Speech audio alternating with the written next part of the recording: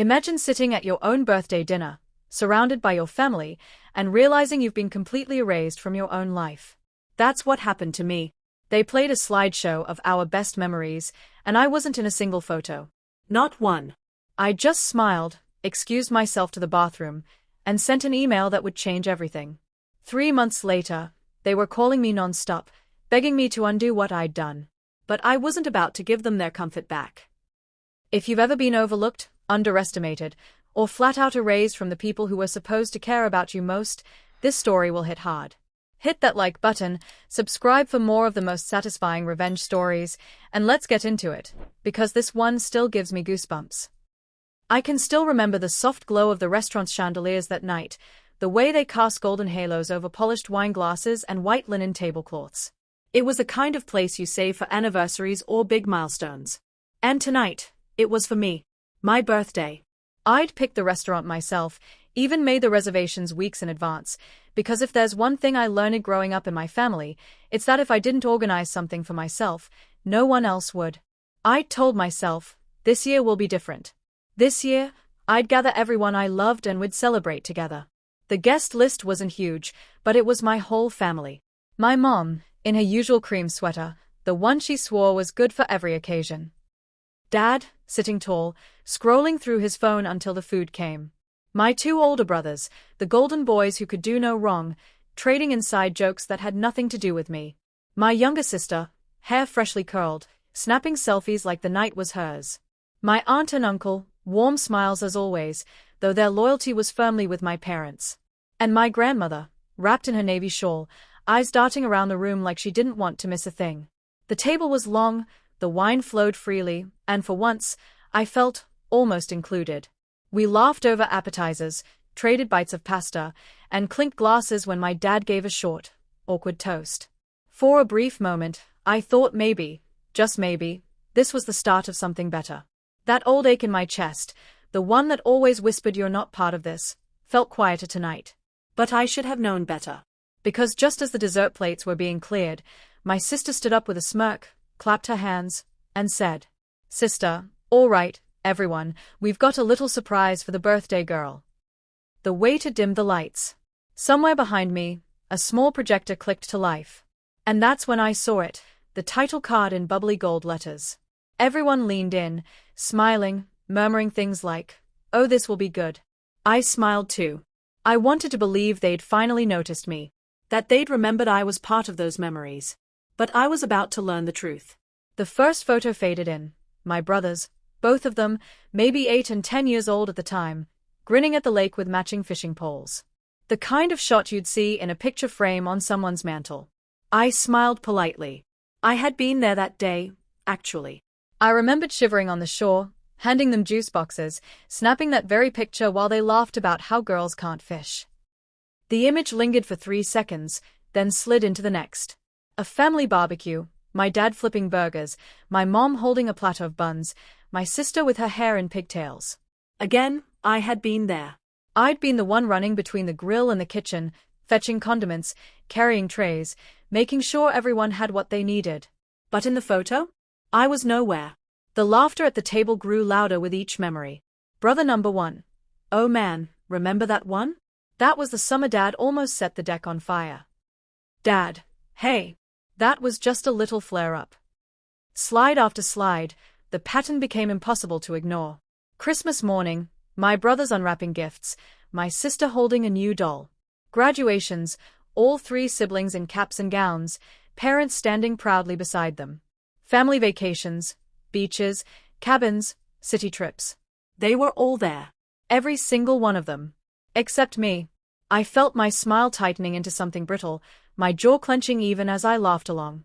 The clink of silverware, the hum of the projector, the sound of my sister giggling as she narrated each memory, all of it started to blend into a low, dull roar in my ears. And the cruelest part? They weren't even looking for me in the photos. No one noticed I wasn't there.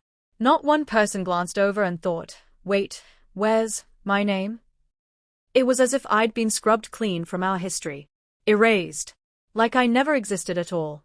The final photo came up, my parents' 25th wedding anniversary. Everyone dressed up, glasses of champagne raised. The caption read, Family is everything. I felt a bitter laugh catch in my throat. Family is everything, unless you're me. As the screen went dark, the room erupted into applause. My mother dabbed at her eyes with a napkin, sighing. Mom, oh, that brought back so many good times. Good times for them, maybe. For me, it was a clear message I wasn't part of their best memories. And I probably never would be. I waited until the last polite chuckle died down. Someone, probably my aunt, made a joke about me getting the next round of drinks. I smiled, nodded, and excused myself as casually as I could. The moment I pushed the bathroom door shut behind me, the noise from the dining room became muffled, like I'd stepped into another world.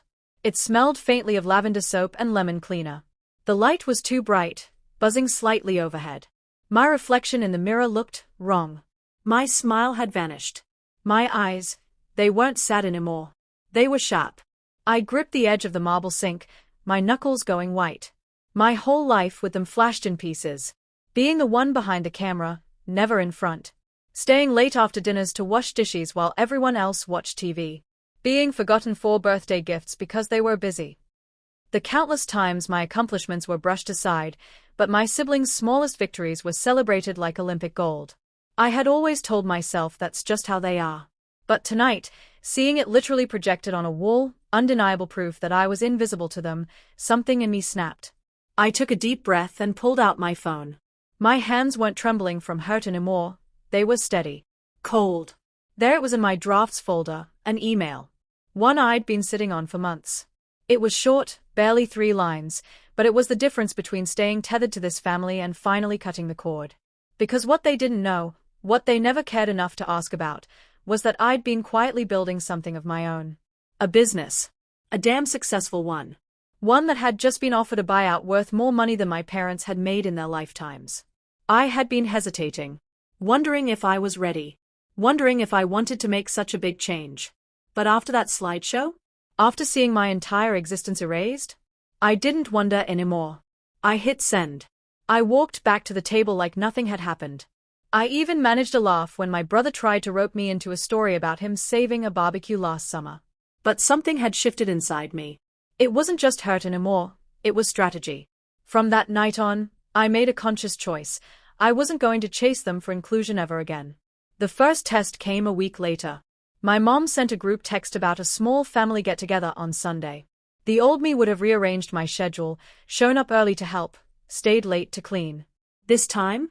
I just replied. Me, can't make it. Hope you have fun. No explanation. No guilt. It felt strange at first, almost like breaking a habit you didn't realize had been wired into you since childhood. But with each sorry, I can't, it got easier. While they were busy with their family brunches and photo-worthy weekends, I was building mine. The buyout money hit my account 2 weeks later. I didn't go on a spending spree. I made moves. I bought a house 3 states away, a place with tall windows, quiet streets, and not a single memory of them in its walls. I paid off every cent of debt I had. I invested in stocks and real estate, setting myself up so I'd never have to depend on anyone again. I donated, anonymously, to charities they'd always mocked me for caring about.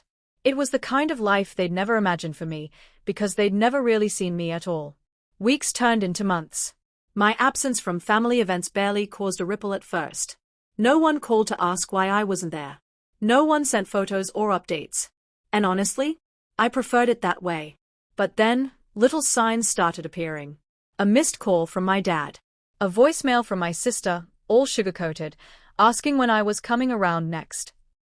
A Facebook message from my aunt, saying Grandma would love to see you. They didn't know it yet, but they were starting to feel the gap I'd left. And that gap was about to get a whole lot wider.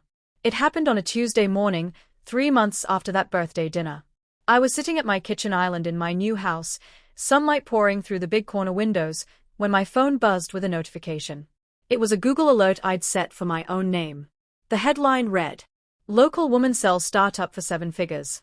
There it was, my photo, smiling next to the company logo, splashed across the business section of the city's biggest paper. The article detailed my company's growth, the buyout deal, and even hinted at my plans for future philanthropic work. I'd given the interview weeks before, never thinking much about who might see it. Now, I could almost feel the ripple effect starting. By noon, my sister's name lit up my screen. I let it go to voicemail. A minute later, I listened to her syrupy voice. Sister, hey. Oh my gosh, I just saw your article. That's amazing.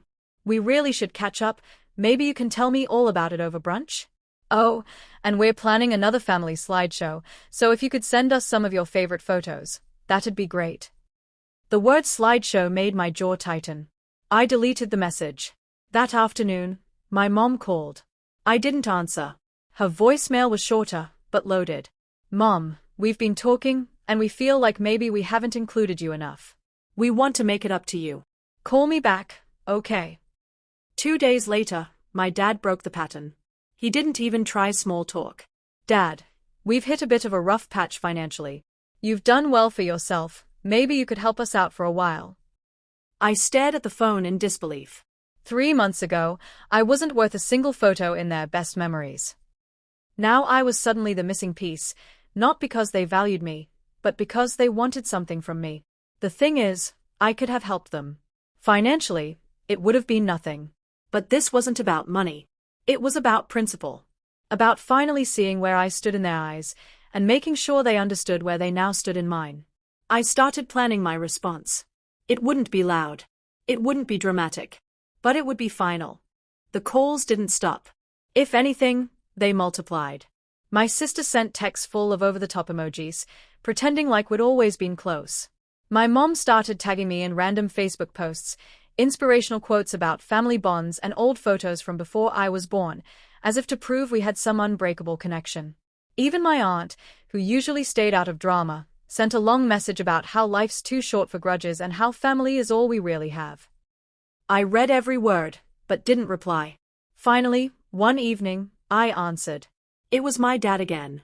His voice was gruff, but there was something under it. Frustration? Desperation? Dad, we need to talk. I don't know what your problem is, but you've been avoiding us. I almost laughed. Avoiding them? They'd avoided me my whole life, in conversations, in celebrations, in literal photographs. Me? I've just been busy living my life. Dad, well, that's great, but we're family. We should stick together. Especially now that you're, in a position to help. There it was. No pretense. No warmth. Just the ask. I could have gone into a whole speech about the slideshow, about the years of being invisible, about how they'd only started noticing me when my bank account made headlines. But why waste the breath? They already knew the truth.